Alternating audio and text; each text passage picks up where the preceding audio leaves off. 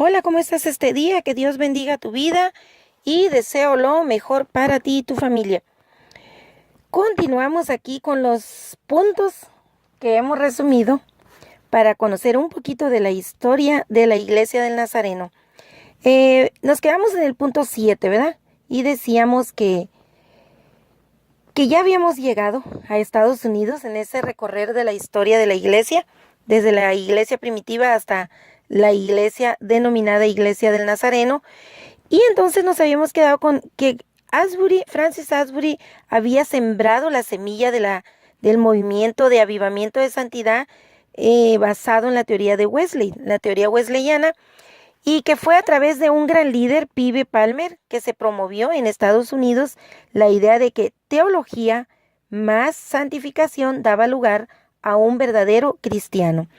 Pero luego con la guerra civil en Estados Unidos hubo ciertos problemas y causó divisiones en las iglesias, conflictos entre las iglesias del norte y las iglesias del sur. Y así fue pasando el tiempo hasta que Phineas Brice, un ministro metodista, experimentó en su vida la gracia de la santificación total. Siendo pastor en Iowa, él experimentó eso que promovía Wesley, una vida en santidad, una santificación viva, un testimonio vivo de Cristo, que eso es lo que debemos hacer todo cristiano, pues Brice lo vivió en carne propia, como decimos, ¿verdad? Él tenía una vida en santidad, él tenía un gran corazón, un espíritu de generosidad, un espíritu de una espiritualidad, una unción con Dios, una gran relación con Dios y una gran ayuda principalmente para los pobres. Él tenía la idea de que todas las clases desfavorecidas, todos los más pobres, deberían contar con una hermandad de verdaderos cristianos. A él le parecía que los cristianos, los evangélicos, no estaban haciendo mucho por las comunidades desfavorecidas, por los inmigrantes, que en ese tiempo pues eran los hispanos, los chinos y los japoneses, lo que más había en Estados Unidos. Lógico que más hispanos, ¿verdad? Y vemos aquí en el punto 8, vemos pues los daños que causó la guerra civil también a la iglesia. Y vemos que aquí surge este gran líder metodista que fue Phineas Brice. Pues él se muda a California y es ahí en California donde él conoce a un grupo de personas con la misma visión que él, con la misma visión de vida en Cristo, pero una vida santificada. Este grupo se dedicaba a ayudar a los pobres, estaban organizados en una organización, una asociación para ayudar a las clases más desfavorecidas. En el punto 10 vemos cómo Brice se une a ellos y hacían unos eventos especialmente en Navidad, hacían grandes banquetes en Navidad por amor a los pobres. Phineas Brice surge como líder de ese grupo. Él no llega y se une como uno más. ¿Cómo sería la santificación de Brice? Que cuando él llega a California, ese grupo que ya existía ahí, con vida en santidad, no solo lo adopta el grupo, lo incluye al grupo, sino que lo hace el líder del grupo. Y es así, a grandes rasgos, como te cuento, porque sucedieron muchas más cosas, si lo contáramos a detalle, como Phineas Brice, es que en 1895 en California funda la iglesia como tal, como una denominación cristiana denominada Iglesia del Nazareno. Así es como surge esta denominación, la Iglesia del Nazareno.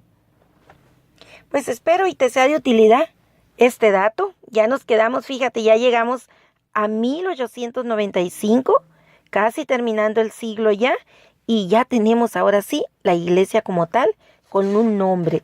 Pero te cuento que esta iglesia es una asociación de iglesias, no de iglesias, sino de movimientos cristianos que surgieron en Estados Unidos, influenciados por la teoría de Wesley. En 1730 surge el avivamiento de la santidad por Wesley, por Juan Wesley. Pero este movimiento de santidad del siglo XIX formó en Estados Unidos, no formó, sino por su influencia se formaron asociaciones religiosas, alrededor de 10 asociaciones, entre ellas la de Iglesia del Nazareno, que se fundó, que se formó como tal pues en 1895, pero de atrás ya venía ese movimiento, ya como bien oficialmente fue en 1895.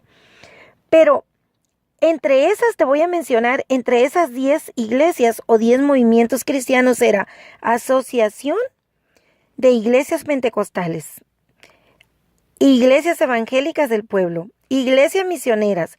Estas 3 iglesias formaron una asociación evangélica de santidad en 1890.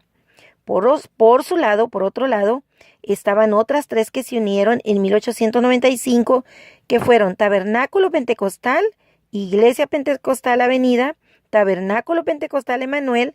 Estas 3 pentecostales se unieron y formaron la Asociación Pentecostal de América.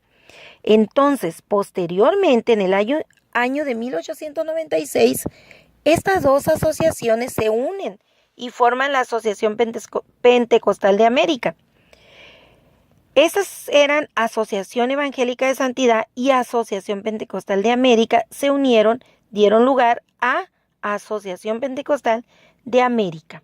Por otro lado, estaba todavía la Iglesia del Nazareno, el movimiento de Iglesia del Nazareno, que todavía no se había unido con nadie.